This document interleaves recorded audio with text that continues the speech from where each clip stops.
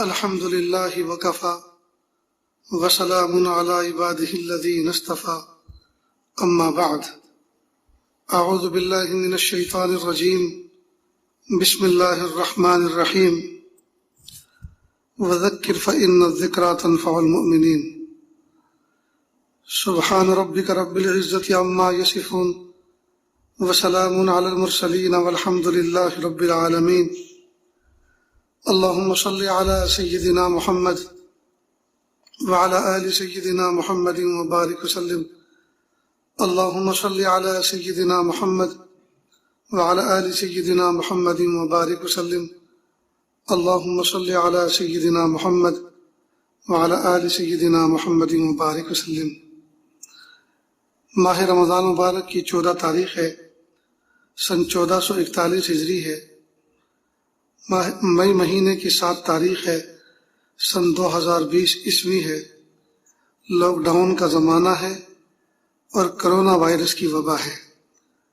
اللہ تعالیٰ سے دعا ہے کہ یار اللہ عافیت کے ساتھ اس وبا سے انسانوں کی حفاظت فرمائے اور انسانوں کو اپنی طاقت پہچاننے اور اپنے قرب کا اس وبا کو ذریعہ بنائے۔ یہ دین جس کو اللہ رب العزت نے مجھے اور آپ کو بن مانگے عطا فرمایا، یہ اللہ کی بہت بڑی نعمت ہے۔ حیران ہوتے ہیں جب کبھی اس بات پر سوچتے ہیں اور غور کرتے ہیں کہ جس دن ہم پیدا ہوئے تھے اسی دن نہ جانے کتنے نالی کے کیڑے پیدا ہوئے، کتنے سانپ اور بچھو پیدا ہوئے، کتنے کتے اور بلی پیدا ہوئے، کتنے خنزیر پیدا ہوئے۔ اللہ چاہتے تو ان مخلوق میں بھی تو ہمیں جنم دے سکتے تھے، یہ بھی تو شکل دے سکتے تھے، لیکن پیارے اللہ نے کرم فرمایا، ہمیں نالی کا کیڑا نہیں بنایا، ہمیں نجاست کا کیڑا نہیں بنایا، ہمیں کتا بلی اور خنزیر نہیں بنایا۔ اللہ پاک نے ہمیں اشرف المخلوق بنایا، اشرف المخلوق میں ہمیں جنم دیا۔ اور جس دن میں اور آپ پیدا ہوئے تھے اس دن نہ جانے کتنے لاکھ بچے دنیا میں پیدا ہوئے، یہودیوں کے گھر میں، عیسائیوں کے گھر میں، مجوسیوں کے گھر میں، اور نہ جانے کیا کیا ماننے والوں کے گھر میں۔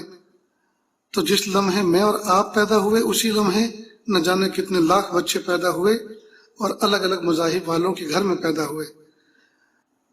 اللہ پاک نے بن مانگے مجھے اور آپ کو ایسی ماں کی گود میں جنم دیا جو بچپن سے کلمہ پڑھتی تھی، توحید پرست تھی، جو اللہ کے محبوب صلی اللہ علیہ وسلم کی رسالت پر یقین رکھتی تھی، اللہ کی وحدانیت کا یقین رکھتی تھی۔ اور یہی نہیں بلکہ ماں کی ماں بھی اور ان کی ماں بھی کلمہ پڑھنے والی تھی۔ اب سوچنے کی بات ہے کہ جو بچے یہود و نصارہ اور مشرکین کے گھر میں پیدا ہوئے اور ہم مومنوں کے گھر میں پیدا ہوئے، تو ان بچوں نے اللہ کا بگاڑا کیا تھا اور ہم نے سنوارا کیا تھا کہ ہمیں اتنا بڑا انعام ملا اور ان کو ایسا گھر ملا جس کا انجام بہت برا ہے۔ بس یہ قضاء و قدر کے وہ فیصلے ہیں جس پر ہم جو ہے دم نہیں مار سکتے، اور اتنی بڑی نعمت سے اللہ پاک نے ہمیں سرفراز فرمایا، سجدے میں سر رکھ کر اگر صبح قیامت تک نہ اٹھائیں تو اس نعمت عظمیٰ کا شکر ادا نہیں کر سکتے۔ اب یہ جو دین اللہ پاک نے ہمیں عطا فرمایا ہے، اسلام کی تعلیمات، روشن تعلیمات جو ہمیں عطا فرمائی ہیں، یہ ہماری من مرضی کا سودا نہیں ہے کہ ہم جیسے چاہیں عمل کریں، جتنا چاہیں عمل کریں یا نہ کریں۔ یہ ہماری مرضی پر اللہ پاک نے نہیں چھوڑا۔ اللہ پاک نے ایک مضبوط نظام بنا کر بھیجا، اللہ کے محبوب صلی اللہ علیہ وسلم کو نمونہ، آئیڈیل پرسن بنا کر ہمارے درمیان بھیجا کہ ہم دین کو سمجھیں، دین پر عمل کریں اور طریقہ محبوب صلی اللہ علیہ وسلم کا اپنائیں۔ جس طرح سے وہ اپنی منزلوں کو پا گئے اسی طرح ہم ان کی اتباع میں اپنی منزلوں کو پا لیں۔ لہذا دین اتباع کا نام ہے، طبیعت پرستی کا نام نہیں ہے۔ کامل اللہ تعالیٰ کے حکم کے ماننے کا نام، کامل اللہ تعالیٰ کے حکموں کے سامنے اپنے آپ کو سرنڈر کرنے اور اپنے آپ کو جھکانے کا نام اتباع دین کہلاتا ہے۔ اپنی مرضی سے دین پر چلنے کو دین نہیں کہتے۔ آج کل ہم کیا کرتے ہیں، اپنے شوق پورے کرنے کا نام ہم نے دین سمجھ لیا ہے، اس کا نام دین رکھ دیا ہے۔ تو دین نام ہے اصل میں کامل اتباع کا، اب دیکھیے مثال کے طور پر کامل اتباع کیسے کریں؟ جو کام کہا وہی کریں، جس طرح کہا اس طرح کریں، جتنا کہا اتنا کریں، جس جگہ کہا اس جگہ کریں، جس وقت کہا اس وقت کریں۔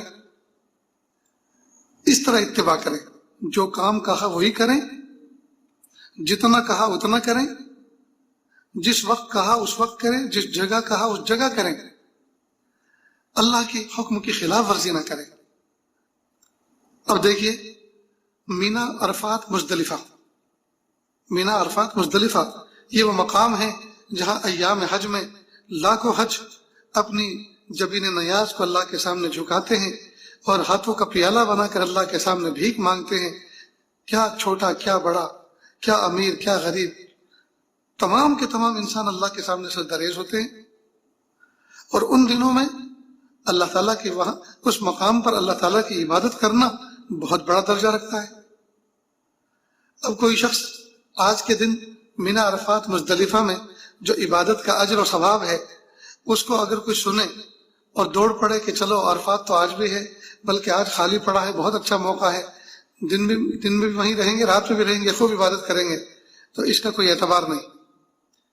عرفات کے میدان میں 9 ذی الحجہ کو زوال آفتاب کے بعد ایسا پرائم ٹائم اور ایسا قیمتی وقت ہوتا ہے اور اللہ کی ایسی رحمت چھم چھم برستی ہے کہ اگر کوئی بندہ زوال آفتاب سے لے کر غروب آفتاب تک میدان عرفات میں ٹھہرے اور اللہ کی مناجات کرے، دعائیں کرے، عبادت کرے، اللہ سے مانگے، تو اللہ تعالیٰ انتہائی خوش ہوتے ہیں اور سارے گناہوں کو معاف فرما دیتے ہیں۔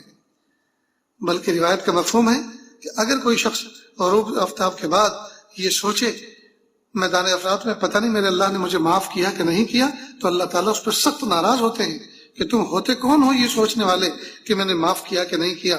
کیا تمہارے گناہ بڑے ہیں؟ یہ میری رحمت بڑی ہوئی ہے۔ کیوں مایوس ہوتے ہو اپنے محدود گناہوں سے؟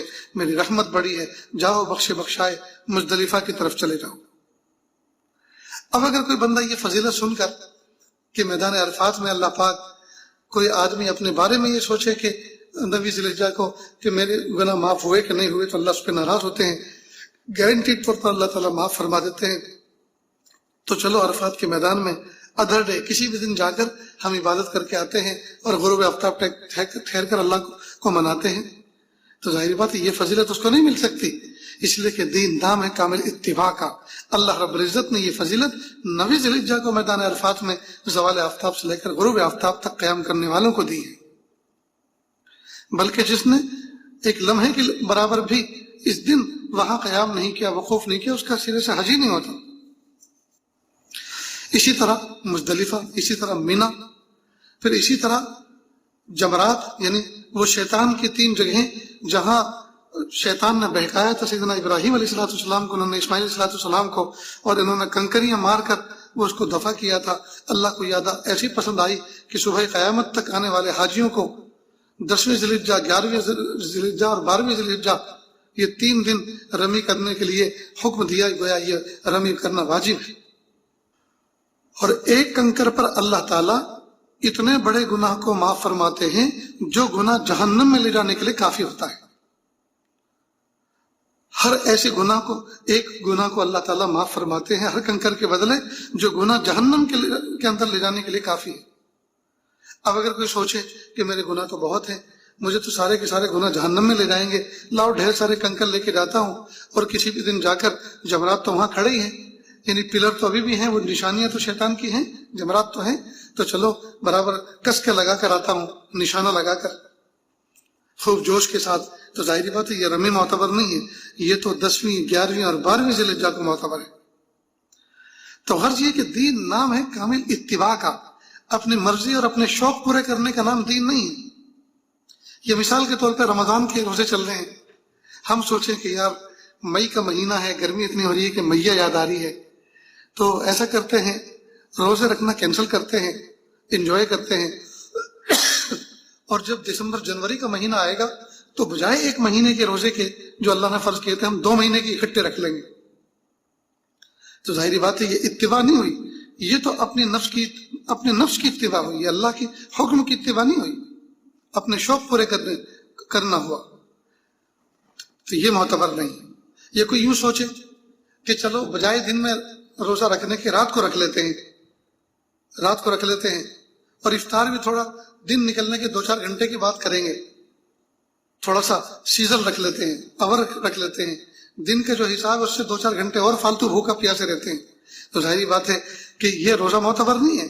اللہ پاک نے جس حکم کو جس طرح نازل فرمایا اس کو جس شان کے ساتھ ادا کرنا ہے, جس طرح ادا کرنا ہے, جس وقت میں ادا کرنا ہے, اسی طرح اس کو پورا کرنا, یہ ہے دین. ورنہ یاد رکھیں اگر دوسری طرح سے کریں گے تو یہ دین نہیں ہوگی بلکہ اتباع ہوگی اپنے نفس کی اور خواہشات کی, اور من مرضی کہلائے گی. تو دین نام شوق پورا کرنے کا نہیں ہے, من مرضی پر چلنے کا نام دین نہیں ہے. دین نام ہے اللہ کے حکموں کے سامنے اپنے آپ کو جھکا دینے اور اپنے آپ کو سرنڈر کرنے کا. اس وقت دل چاہے نہ چاہے لیکن اس وقت کرنا ہے اس لیے کہ میرے اللہ کا حکم ہے. طبیعت پہ چاہے جتنا بوجھ ہو کرنا ہے اس لیے کہ میرے اللہ کا حکم ہے. بھوک لگے یا پیاس, آندھی چلے یا طوفان, کچھ بھی ہو اللہ نے حکم دیا ہے تو کرنا ہے اس لیے کہ میرے اللہ کا حکم ہے. اللہ اکبر کبیرہ. یہ شان تربیت پائی تھی, یہ مزاج پایا تھا صحابہ کرام نے حضور پاک صلی اللہ علیہ وسلم کی ذات سے. چنانچہ بخاری شریف کی روایت ہے, حضرت ابو ہریرہ رضی اللہ عنہ سے روایت ہے, فرماتے ہیں کہ ایک اعرابی آپ نبی کریم صلی اللہ علیہ وسلم کے پاس آیا اور عرض کیا, یا رسول اللہ دلنی علی عمل اذا عملته دخلت الجنہ. اللہ کے محبوب صلی اللہ علیہ وسلم آپ مجھے کسی ایسے عمل کی رہبری کیجیے جب میں اس پر عمل کروں تو میں جنت میں داخل ہو جاؤں. تو آپ نبی کریم صلی اللہ علیہ وسلم نے فرمایا, تعبد اللہ لا تشرک به شیئا, اللہ کی عبادت کرو اور اس کے ساتھ کسی کو شریک مت ٹھہراؤ. وتقیم الصلاۃ المکتوبہ, اور فرض نمازوں کو ادا کرو. وتؤدی الزکاۃ المفروضہ, اور جو فرض زکوٰۃ ہے وہ ادا کرو. وتصوم رمضان, اور رمضان کے روزے رکھو. محبوب صلی اللہ علیہ وسلم نے ان باتوں کا حکم دیا, اللہ کے ساتھ اللہ کی عبادت کرنا, اس کے ساتھ شرک نہ کرنا, نماز پڑھنا جو اللہ پاک نے فرض قرار دی ہیں, اور زکوٰۃ ادا کرنا جو اللہ نے تم پر فرض قرار دی ہیں, اور رمضان کے روزے رکھنا. اب یہ 4 باتیں فرمائی. لگتا یہ ہے کہ حج کا تذکرہ نہیں فرمایا, اس وقت حج فرض نہیں ہوا ہوگا. اب وہ عربی معلوم ہے کیا کہتے ہیں, والذی نفسی بیدہ لازید علی ھذا, قسم اس ذات کی جس کے قبضے قدرت میں میری جان ہے, میں اس پر ہرگز زیادہ نہیں کروں گا. لازید علی ھذا یعنی اس پر مضبوطی سے عمل کروں گا, جو کچھ کہا گیا ہے اس پر مضبوطی سے عمل کروں گا, اپنی طرف سے کوئی زیادتی نہیں کروں گا. جب وہ چلے گئے تو آپ نے بھی فرمایا, من سرہ ان ینظر الی رجل من اہل الجنہ فلینظر الی ھذا, جو شخص یہ چاہتا ہے, پسند کرتا ہے کہ میں کسی جنتی کو دنیا میں دیکھوں تو اس شخص کو دیکھ لے جا رہا ہے. اللہ اکبر کبیرہ. سبحان اللہ, کیا اعرابی تھا, کیا عربی تھا وہ بندہ جی, اور کیا محبوب صلی اللہ علیہ وسلم کے سامنے اس نے اپنے جذبات کا اظہار کیا, اور کیا حلف اٹھایا, کیا وعدہ کیا کہ میں قسم کھا کے کہتا ہوں اس ذات کی جس کی قبضے قدرت میری جان ہے, میں اس میں کوئی زیادتی نہیں کروں گا. اللہ اکبر کبیرہ, اللہ اکبر کبیرہ. تو دوستو دین نام ہے کامل اتباع کا, اپنی خواہشات کو, اپنی مرضیات کو سرنڈر کر دینے کا. اپنی خواہشات اور مرضی کی اتباع نہ کرنے کا نام دین ہے. یعنی اللہ نے جو فرمایا وہ کریں, جو محبوب صلی اللہ علیہ وسلم کر کے دکھایا وہ کریں, اپنی مرضی کی اس میں دخل اندازی نہ کریں, بلکہ جو اللہ نے کہا 100% وہ کر کے دکھائیں.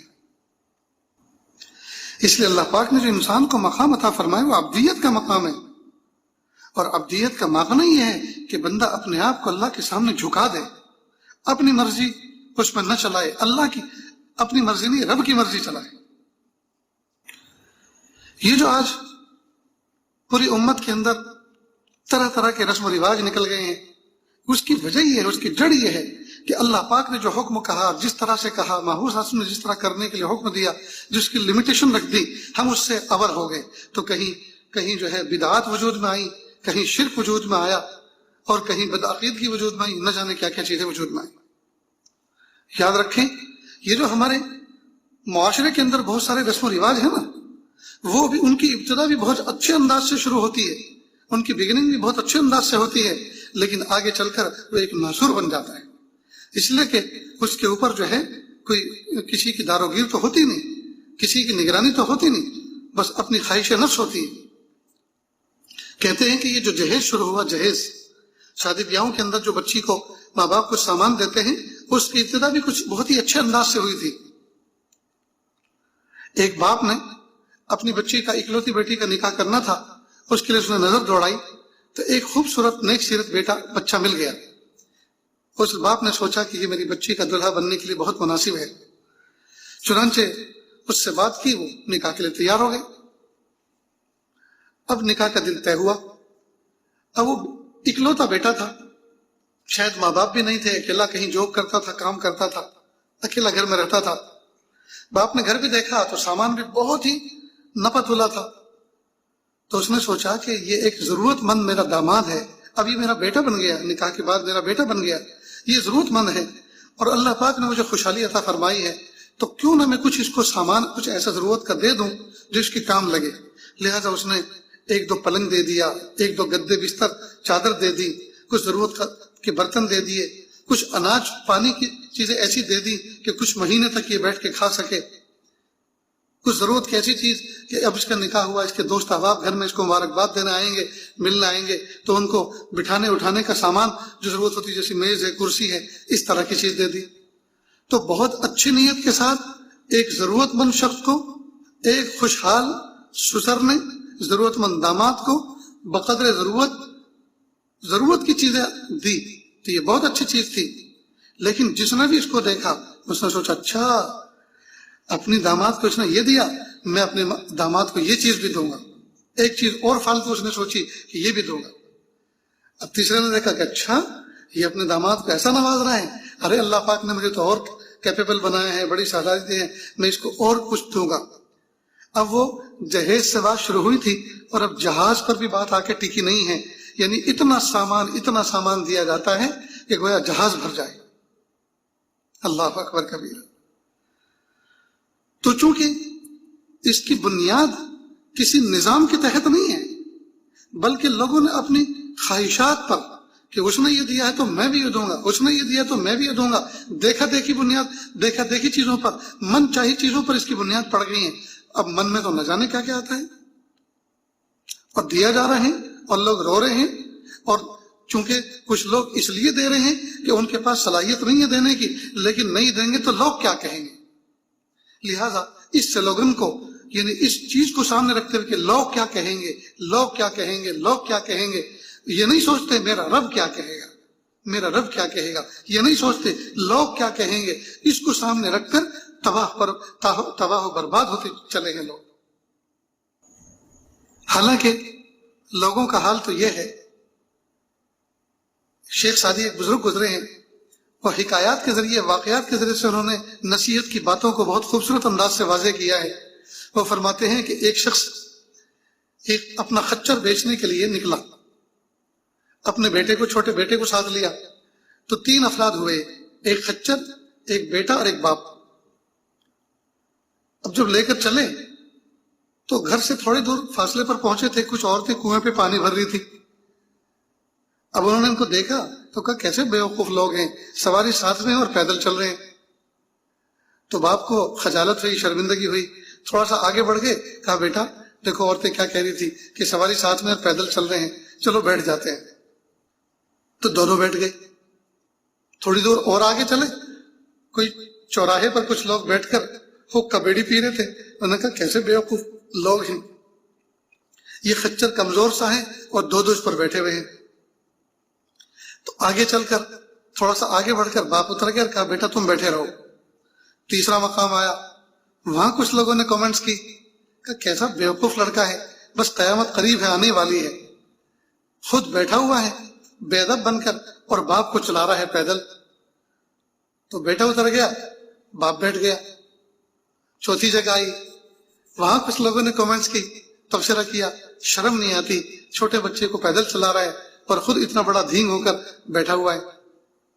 باپ اتر گیا اور بچے سے مشورہ کرنے لگا، کہنے لگا بیٹا کیا کریں، دونوں بیٹھے تو مصیبت، نہ بیٹھے تو مصیبت، میں بیٹھوں تو مصیبت، میں نہ بیٹھوں تم بیٹھو تو مصیبت۔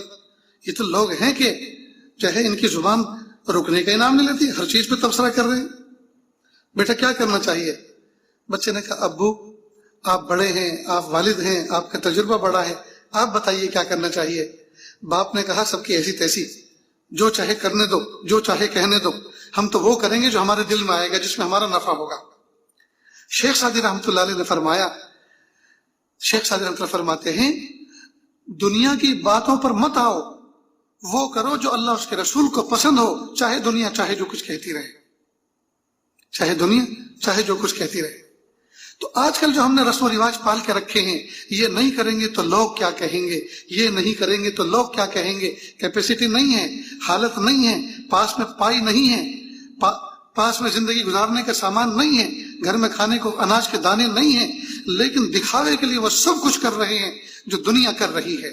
اور دنیا بھی ایسی بدبخت ہو چکی ہے، اور دنیا کے رہنے والے بھی ایسے مفاد پرست ہو چکے ہیں، سامنے والوں کو، لڑکے والوں کو پتہ ہے کہ یہ آدمی ایسا ہے، اس کے گھر میں ایک وقت کا کھانے کا جو ہے ایک وقت کے کھانے کے فاقے ہوتے ہیں، گھر میں اس کے کھانے کو اناج نہیں ہوتے، دائیں بائیں کے لوگوں سے انہوں نے پتہ کر لیا ہے اس کی کیپیسٹی کتنی ہے، پھر بھی دیکھ رہے ہیں کہ یہ شخص سامان دے رہا ہے، یہ سود پر لا کر دے رہا ہے، بھیک مانگ کے لا کر دے رہا ہے، زور پڑے پر دے رہا ہے، پھر بھی خوشی خوشی لے جا رہے ہیں، اور یوں سمجھ رہے ہیں یہ تو شیر مادر کی طرح ہمارے لیے حلال ہے، جیسے ماں کا دودھ بیٹے کے لیے حلال ہوتا ہے، اسی طرح یہ تو ہمارے لیے حلال ہے، تو ہمارا حق ہے۔ اس کا مطلب حق نہیں ہے تم نے اپنے لڑکے ہونے کی، لڑکے والے ہونے کی، اور اپنے لڑکے ہونے کی قیمت ایک کمزور سے آدمی سے وصول کی، گویا کہ تم نے جرم کیا کہ تمہارے یہاں بیٹی پیدا ہوئی، آج اس جرم کی تمہیں سزا بھگتنی پڑے گی، اور ہمارے یہاں بیٹا پیدا ہوا تو ہمیں اس کا کمال، اس کی خوبی ملنی چاہیے، لہذا دو آج کچھ جتنا دے سکتے ہو، اور جو دو گے وہ کم ہے۔ لا حول ولا قوت الا باللہ، لا حول ولا قوت الا باللہ۔ میرے بھائیو، اللہ کے محبوب صلی اللہ علیہ وسلم نے ہمیں کتنا پیارا دین دیا، کتنے پیارے اس کے احکام دیے۔ ہم جو پریشان ہیں محبوب صلی اللہ علیہ وسلم کی شریعت کو چھوڑ کر، محبوب صلی اللہ علیہ وسلم کے راستے کو، طریق کو چھوڑ کر پریشان۔ محبوب صلی اللہ علیہ وسلم کے طریقے پر چلنے والا خدا کی قسم آج تک کبھی کوئی پریشان نہیں ہوا، نہ کبھی ہوگا۔ تو یہ حال ہمارا ہے، تو ہمیں چاہیے ہم کامل اتباع کریں دین کی، اللہ نے اس کے رسول صلی اللہ علیہ وسلم نے جو کہا وہ کریں، اپنی طرف سے اس میں کچھ اضافہ نہ کریں، اپنی طرف سے کچھ نیا نہ کریں، ورنہ یہ دین مشکل ہو جائے گا۔ اور جو اللہ چاہ رہے ہیں اور جس وقت اللہ جو کہہ رہے ہیں اس وقت وہ کر کے دکھائیں، اللہ کو وہی پسند ہے۔ حضرت عمر فاروق اعظم رضی اللہ تعالیٰ عنہ ایک مرتبہ مسجد نبوی سے باہر نکل رہے تھے، اور بہت تیز بخار تھا حضرت عمر فاروق اعظم رضی اللہ عنہ کو، اس بخار کی وجہ سے کپ کپی بندھی ہوئی تھی، لرزہ تھا جسم میں، اور جھکے جھکے چل رہے تھے۔ کسی نے ان کو دیکھا، کہا عمر انت، ارے عمر آپ، یعنی انہوں نے گویا ایک طنز کیا کہ آپ جیسا بہادر آدمی اور بخار سے ڈر گئے۔ تو حضرت عمر فاروق اعظم رضی اللہ عنہ کے منشے کو سمجھ گئے، فرمایا کہ ہاں اللہ نے مجھے بخار دیا، اللہ نے مجھے کمزوری دی، اللہ نے مجھے بخار دیا، بیماری دی، اللہ مجھے کمزور دیکھنا چاہتے ہیں، تو کیا میں اللہ کے سامنے اکڑنے لگوں، بہادر بن جاؤں کہ مجھے کچھ نہیں ہو رہا؟ کیا یہ مجھے زیب دیتا ہے کہ میں اللہ کے سامنے اپنی بہادری دکھ رہا ہوں؟ میرے اللہ نے جس حال میں مجھے رکھا ہے اسی حال میں مجھے اظہار کرنا، یہی میرے لیے ابدیت ہے، یہی میرا سرمایہ ہے۔ معلوم ہے اللہ نے جس حال میں ہمیں رکھا ہے ہم اس حال میں اپنے آپ کو پیش کریں۔ اللہ نے گرمی میں رکھا ہے تو ہمیں پتلے کپڑوں میں اللہ دیکھنا چاہتے ہیں، ہمیں بے چین دیکھنا چاہتے ہیں، اے سی چلاتے ہوئے دیکھنا چاہتے ہیں، پنکھے کے نیچے دیکھنا چاہتے ہیں، سر پہ بھیگا بھیگا کپڑا رکھا دیکھنا چاہتے ہیں، پنکھا جلتے ہوئے دیکھنا چاہتے ہیں۔ گویا اللہ تعالیٰ نے یہ حالت ہم پہ طاری کی تو اللہ ہمیں اس حال میں دیکھنا چاہتے ہیں۔ بہت سے لوگ ایسے ہوتے ہیں، مثال کے طور پہ کمر میں تکلیف ہے، گھٹنوں میں تکلیف ہے، اب مفتی صاحب سے مسئلہ معلوم کیا کہ جی نماز میں تکلیف ہوتی ہے، جھکنے میں اٹھنے میں، کیا کروں؟ انہوں نے کہا بالکل کرسی پہ بیٹھ کے کریں اور اشارے کر کر کے نماز پڑھیں۔ اب دوسرے دن 2-3 دن نماز پڑھتے ہیں، تیسرے دن لوگوں سے رو رو کے ملتے ہیں، مزہ نہیں آ رہا، سجدے کی نعمت چھوٹ گئی ہے۔ یہ آدمی حقیقت میں یہ شریعت کے منشے کو نہیں سمجھا، شریعت کی منشے کو نہیں سمجھا۔ ارے اللہ کے بندے، جو اللہ تجھے سجدے میں دیکھنا چاہتا تھا وہی اللہ اب سجدے کی جگہ پہ تجھے جھکا ہوا دیکھنا چاہتے ہیں۔ تو منشا تو اللہ کا چلتا ہے نا، منشا تو اللہ کی پوری کرنی چاہیے، نہ کہ اپنی طبیعت کی پوری جو ہے منشا پوری کرنی چاہیے۔ سجدے میں اس وقت سجدے میں نہیں جانا تمہیں نصیب ہو رہا ہے، تم معذور ہو گئے ہو، اب تمہیں سجدے کی یاد آ رہی ہے، تو یہ جو سجدے کی تمہیں یاد آ رہی ہے یہ سجدے کی یاد نہیں ہے، یہ اپنی خواہشات کے پورا نہ ہونے کی اوپر جو ہے تمہیں صدمہ اور غم ہو رہا ہے۔ حضرت حاجی امداد اللہ حاجر مکی رحمۃ اللہ علیہ مکہ مکرمہ میں تھے، حضرت تھانوی رحمۃ اللہ علیہ اس مجلس میں غالباً شریک تھے۔ ایک اور مجلس اس طرح کی تھی، اب پتہ نہیں اس مجلس میں شریک تھے کہ نہیں جو واقعہ آج اس بیان کرنے جا رہا ہے، بہرحال اس طرح کا ایک واقعہ اور تھا جس میں حضرت تھانوی رحمۃ اللہ علیہ بھی شریک تھی۔ اب ایک شخص آیا اور آ کر کہنے لگا حضرت پشت کے اوپر ایک پھوڑا نکلا ہے جس کی وجہ سے پورا بدن بخار میں تپ رہا ہے، جھلس رہا ہے اور چلنا بھی دشوار ہے، اور آج کل تو حرم کی نماز بھی چھوٹ رہی ہے، گرمی نماز پڑھنی پڑ رہی ہے۔ حضرت نے فرمایا، تسلی دی، فرمایا کہ بھائی جب اللہ نے یہ بیماری عطا فرمائی ہے تو اللہ نے کمزور کیا، اللہ نے معذور کیا، وہیں پڑھو، انشاءاللہ حرم کا ثواب اللہ عطا فرمائیں گے۔ وہ چلے گئے۔ پھر حضرت نے فرمایا کئی مرتبہ آدمی عابد تو ہوتا ہے، عبادت کا شوق تو ہوتا ہے، لیکن عارف نہیں ہوتا، اللہ کی معرفت اس کے پاس نہیں ہوتی۔ اگر اللہ کی معرفت شخص کے پاس ہوتی تو ہرگز حرم میں نہ آنے پر یہ صدمہ نہ اٹھاتا، سوچتا جس اللہ نے مجھے حرم میں جانے کا قابل بنایا تھا اب اسی اللہ نے مجھے حرم سے عاجز کر دیا، کمزور کر دیا، اب وہ اللہ مجھے گھر میں نماز پڑھتے ہوئے دیکھنا چاہتا ہے۔ معلوم ہوا کہ بندے کو چاہیے کہ وہ اللہ کی جو مرضی ہو اس مرضی پر اپنے جذبات کو فکس کر دے، اپنے جذبات کا سرنڈر کر دے اور اپنے آپ کو جھکا دے۔ اور یہ دین سبحان اللہ کتنا پیارا اور کتنا آسان اللہ رب العزت نے بنایا ہے۔ دیکھیے اس میں کچھ اوامر ہیں اور کچھ نواہی ہیں، کچھ کام کرنے کے اللہ نے بتائے ہیں، کچھ نہ کرنے کے بتائے ہیں۔ مثلا نماز پڑھنا، روزہ رکھنا، حج کرنا، زکوٰۃ دینا، یہ اللہ پاک نے کرنے کے حکم دیے، اور کرنے کے حکم میں بھی اللہ پاک نے اتنی آسانی فرمائی کہ اگر وہ چھوٹ گئے، آگے پیچھے ہو گئے تو اللہ نے فرمایا قضا کر لو۔ سبحان اللہ، فرمایا قضا کر لو۔ اور جو کام نہ کرنے کا کہا ہے وہ اگر اس کا ارتکاب کر لیا، نفس و شیطان کے غلبے کی وجہ سے، نفس کی غلبے کی وجہ سے وہ کر لیا، تو اللہ نے فرمایا کہ توبہ کر لو، مجھ سے معافی مانگ لو، میں معاف کر دوں گا۔ تو قربان جائیے دین کتنا آسان ہے۔ اوامر پر عمل کرنا، نواہی سے بچنا، یہ ہے دین۔ اوامر میں آگے پیچھے ہو جاتا ہے تو قضا ہے، نواہی میں اگر آگے پیچھے ہو جاتا ہے تو اللہ پاک نے اس پہ توبہ استغفار رکھا ہے۔ قربان جائیے سجدے میں سر رکھ کر اگر قیامت تک نہ اٹھائیں تو اس عظیم دین کی نعمت کا شکر ادا نہیں کیا جا سکتا۔ میرے پیارے اللہ، آپ نے ہمیں کتنا عظیم الشان دین عطا فرمایا، ہمیں شکر کی توفیق عطا فرما اور اس کی قدر کی توفیق عطا فرما، محبتوں کے ساتھ، شوق کے ساتھ لپک لپک کر دین کے احکام پر عمل کرنے کی توفیق عطا فرما۔ اللہ تعالیٰ سے دعا ہے جو باتیں کہی گئی سنی گئی اللہ تعالیٰ پر عمل کی توفیق عطا فرمائے۔ وآخر دعوانا ان الحمد للہ رب العالمین۔ دعا کر لیجیے۔ بسم اللہ الرحمن الرحیم۔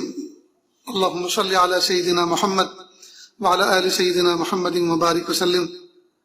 لا احصی ثناء علیک انت کما اثنیت علی نفسک رب اغفر وارحم وانت خیر الراحمین۔ حسبی اللہ لا الہ الا ہو علیہ توکلت وهو رب العرش العظیم۔ اللہ جی ہم ظاہر میں آپ کے بندے اور بندیاں ہیں، حقیقت میں نہایت گندے ہیں۔ اللہ ہمارے دلوں کی گندگی کو دور فرما، ہمیں اپنی بندگی کا سلیقہ عطا فرما، شرمندگی والے کاموں سے ہماری حفاظت فرما، برے دن سے، بری بات سے، بری رات سے، برے انجام سے ہماری حفاظت فرما، سوء خاتمہ سے ہماری حفاظت فرما۔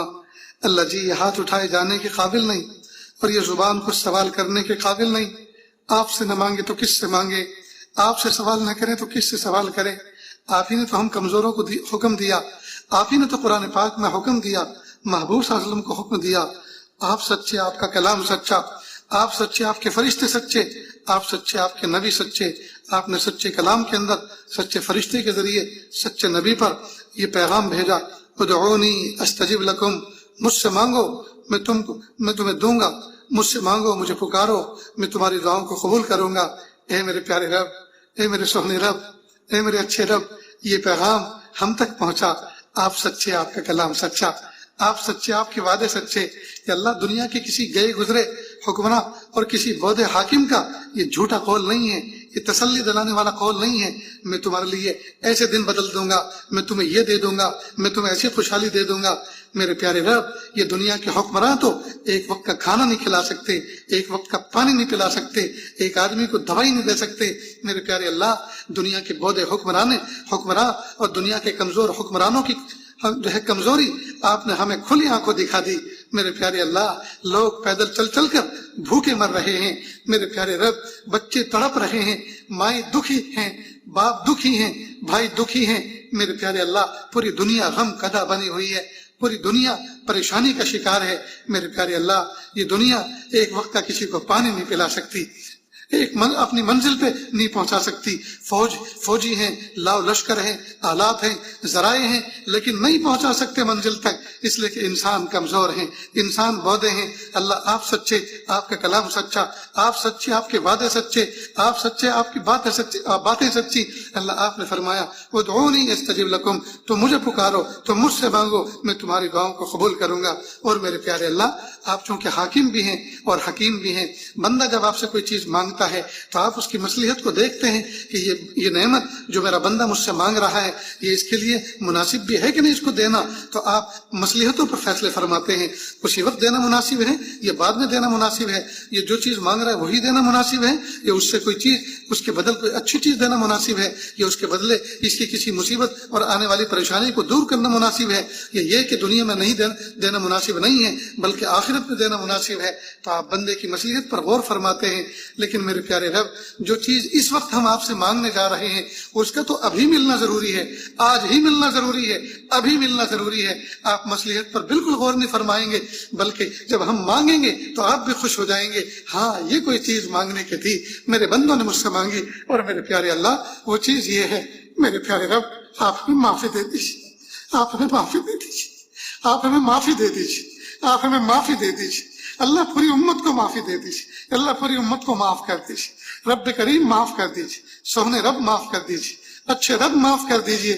اللہ جی ہم نہ پہ تولے جانے کے قابل نہیں، ہم آزمائے جانے کے قابل نہیں ہیں، آپ ہمیں معاف کر دیجیے۔ اللہ جی آج جمعہ کا مبارک دن ہے، آج ہم نہائے ہوئے ہیں، آج نہائے دھوئے ہوئے ہیں، اے میرے پیارے اللہ آج ہم نے اجلے کپڑے پہن رکھے ہیں، آج ہم نے صاف ستھرے کپڑے پہن رکھے ہیں۔ اللہ آج کا دن تو وہ آدمی جو ہفتے میں کبھی نہیں نہاتا وہ بھی نہا لیتا ہے کہ اللہ صابن سے مل کے ہم نے نہائے ہیں، ہم نے مل کے دور کیا ہے کہ اللہ ظاہر کا میل تو ہم نے دور کر دیا، باطن کے میل کو کیسے دور کریں؟ اللہ جی اس کو آپ دور کر دیجیے، اللہ اس کو آپ دور کر دیجیے، اللہ اس کو آپ دور کر دیجیے، اللہ اس کو آپ دور کر دیجیے۔ اللہ ہمیں سونا سجیلا بنا دیجئے، دھوبی بیٹا چاند سا بنا دیجئے، یا اللہ ہمیں محبت کی نظر سے دیکھ لیجئے، یا اللہ محبت کی نظر سے دیکھ لیجئے۔ اللہ دنیا کی ماؤں کو دیکھا، ایک ماں کے اگر 5 بچے ہوں، 4 صحیح سالم اور صاف ستھرے ہوں اور ایک بچہ گندا ہو اور گھر میں مہمان آنے والے ہوں تو ماں کی سب سے زیادہ توجہ اس گندے بچے کی طرف ہوتی ہے۔ ماں سمجھتی ہے گھر میں مہمان آنے والے ہیں، اچھوں کو تو سب پیار کریں گے، اچھوں کو تو سب گود میں اٹھائیں گے، بوسہ دیں گے پیشانی پر، لیکن میرے اس گندے کی طرف کوئی نظر اٹھا کر دیکھنا بھی پسند نہیں کرے گا۔ اللہ دنیا کی ماں کے دل میں آپ نے ایسی محبت اور ممتا رکھی ہے کہ ساری دنیا کو اچھے لگتے ہیں۔ ماں وہ ہستی ہے جس کو اپنا گندا بھی اچھا لگتا ہے، جس کو اپنا گندا بچہ بھی اچھا لگتا ہے۔ اے میرے پیارے رب آپ تو 70 ماہوں سے زیادہ مشفق و مہربان ہیں، دنیا اچھوں سے بھری پڑی ہے لیکن ہم جیسے بھی تو آپ کے گندے بندے ہیں۔ اللہ جی جب ماں اپنے بندے کی گندگی کو دیکھنا پسند نہیں کرتی بلکہ سارے کام چھوڑ کر ٹوٹ کر لپک کر اپنے بچے کی گندگی اور غلاظت کو دور کرتی ہے اور نلا دھلا کر سیاہی سرما لگا کر کریم پاؤڈر لگا کر سینے سے چمٹا لیتی ہے اور بوسوں کی بھرمار کر دیتی ہے۔ اے میرے پیارے رب ہمیں معاف کر دیجیے، ہمیں معاف کر دیجیے، ہمیں معاف کر دیجیے اور پھر محبت کی چھاتی سے لگا لیجیے، محبت کی چھاتی سے لگا لیجیے، محبت کی چھاتی سے لگا لیجیے، محبت کے آغوش میں پناہ دے دیجیے، محبت کے آغوش میں پناہ دے دیجیے۔ اے میرے پیارے رب زمانے کی چلچلاتی دھوپ میں امت پریشان ہے، امت پریشان ہے کہ اللہ امت بھوکی پیاسی آپ سے اپنی گناہوں پر ندامت کے ساتھ معافی مانگ رہی ہے۔ اللہ جی معاف کر دیجیے، معاف کر دیجیے، معاف کر دیجیے، معاف کر دیجیے، اچھے اللہ معاف کر دیجیے، سونے اللہ معاف کر دیجیے، اچھے رب معاف کر دیجیے، پیارے رب معاف کر دیجیے، پیارے رب معاف کر دیجیے، پیارے رب معاف کر دیجیے، اچھے رب معاف کر دیجیے، اچھے اللہ معاف کر دیجیے، اچھے اللہ ناراض نہ ہوئیے۔ اللہ جی راضی ہو جائیے، راضی ہو جائیے، ایسے راضی ہو جائیے پھر کبھی ناراض نہ ہونا، اور ایسا معاف کر دیجئے پھر ہم کبھی گناہ کرنے نہ پائیں۔ میرے پیارے اللہ رحمت کا معاملہ فرما، عافیت کا معاملہ فرما، ولایت کا نور عطا فرما، دل کا سرور عطا فرما۔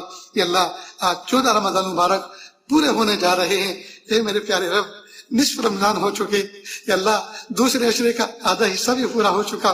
میرے پیارے رب ہمیں معاف کر دیجیے، رحمت کا حصہ عطا فرما، مغفرت کا وافر حصہ ہمیں عطا فرما، ہماری نسلوں کو معاف فرما، نسلوں کی نسلوں کی مغفرت فرما۔